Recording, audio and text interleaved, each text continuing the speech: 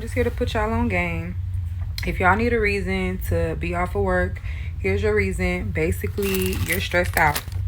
I already know you're stressed out. So what you need to do is go on EDD.com. You need to file a claim with SDI, which is State Disability Insurance.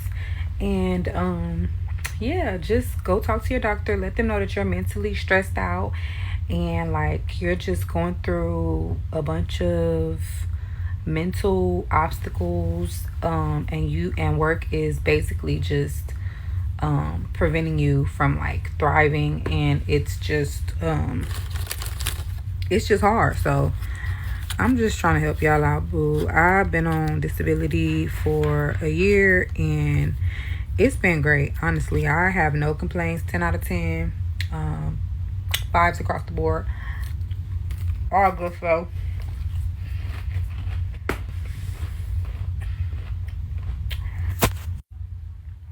I've been off work for a year and I'm supposed to go back to work next month. Not looking forward to it, but the break was nice. And I do this every couple of years, so I'll probably work for like a year and a half just to build my little bank back up. And then I'll take a year off. Like, I feel like that's just way better than like quitting your job because you feel mentally stressed or mentally overwhelmed or physically overwhelmed, however your job, whatever the demands are at your job. Like, it's just better than quitting because we all need our job and we all want to get paid. Regardless if we're working, if we're not working, we need money because we got to pay the bills. So the better alternative to quitting your job and like find another job. Obviously, in the meantime, you always want to be looking for work if you're not happy where you're at and it's mentally demanding. But this is just a better opportunity. Just going on disability, girl. Just get that disability check, boo. And obviously, it's gonna be you're gonna have to go through the steps, like go through your doctor and stuff. But I just feel like yes, like everybody needs a break. Everybody needs some them time, some me time. So yes, girl, get on that disability. I love y'all. Stay well. This right here is disgusting and diabolical. like let's just call it what it is. Share your thoughts in the comments while I share mine, right? So like don't want to work. Don't want to work. Look at this. Look at this. This is the issue. See, what infuriates me about this is that there are people who actually need disability assistance and they get denied, but somebody like this gets approved to lay up in a bathrobe all day and just eat online. Like you can't even show up online outside. Your ass is still laid up in the damn bed, even when you're popping out the phone and going online. It's just like, damn, lazy, don't want to work. Lazy and don't want to work. She said she been doing this for some years. She'll work a year and a half and then get up. Man, you don't want to work.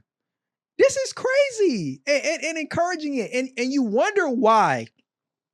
You wonder why programs like this are so strict when it comes to who they will give assistance to. But unfortunately, we get people like this that slip under the radar. And all of the things that she describing, oh man, it's mentally taxing, it's hard. You mean like what work is usually supposed to be? like work is hard. Work does mentally tax people. And the wild thing about it is, let's keep it real. Many times, and she's talking to women, they're working in an office. Like, we not talking about they doing no back-breaking work like men do. They out in the elements, the extreme cold in winter, the extreme heat in the summer. Like, they just up in the office, air conditioning, and dealing with office politics. And, they're mentally strained. Like, it's wild. It's wild. Now, I'm not discounting the fact that there are some people that, they job really may be taking a toll on them and they may benefit from this. But like when you trying to take advantage and you gaming the system and it's your alternative to not quitting a job, I just feel like that. I feel like that's nasty work. And one other thing I want to address here is Something I talked about in a previous video, and I got to bring this up. Like, this is another example of why we need to, in our society, change our perspective on marriage. Because what we see here is a woman that does not want to work. There are so many women that, if given the choice, they would prefer not to work. But the irony is, these same women in today's society, for whatever reason, they don't want to be wives or housewives either. It's like, what?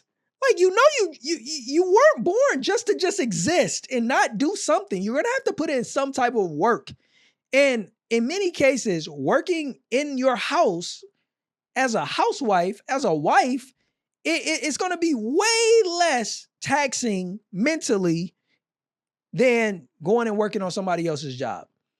And if you were to align yourself with the right man, not a perfect man, not the perfect husband, but a man that is going to take care of you and your children, your family, and go out and provide, he will be the one that will go and bear the hard work, and he will bear the mental agony and strain of going out there to get the money that is required to take care of the family, and do it without getting online and complaining or trying to use disability as a way to escape having to do work. You don't need disability. What you need, if we're being completely honest, you need a husband. A husband will solve a lot of these issues that a lot of women are complaining about having to go to work. But you got to change your mind. And unfortunately, I think that's the issue, is many of them don't want to change their mind. They rather take advantage of the system, use disability, and be single moms. And they prefer single motherhood over being a wife to a man that's not perfect and that doesn't give you that fairy tale ending, right? And it's baffling. It's baffling because this is not the life. She thinks she's living that soft life, and maybe to a certain extent she is. She's in a bathrobe, middle of the day, online, and our government, some employer, somebody's paying the bill, paying her bills for her to just kick back, relax, and eat crackers. It's wild. It's wild, but this is the mindset. I really believe that a lot of these issues that we see when it comes to women and the hardship that they're facing financially, it would be solved by marriage. But because people have this fairy tale mindset of marriage and not recognizing that it could truly be a beneficial partnership, if you stop looking for perfection and you look for somebody that you can align and do life with, a man that's willing to go out and take care of you and your children and your family, he's not going to be the perfect man, but does he care for you? Does he care for your children and take care of y'all and allow you to be able to enjoy yourself as long as you are willing to do your part, taking care of the house, taking care of the children? People think it's so archaic, it's so traditional, but there's benefits to it. And there's a reason why for so many centuries, people operated that way. That's my take. Feel free to share yours in the comments. Until next time, I'm Jay. Stay blessed.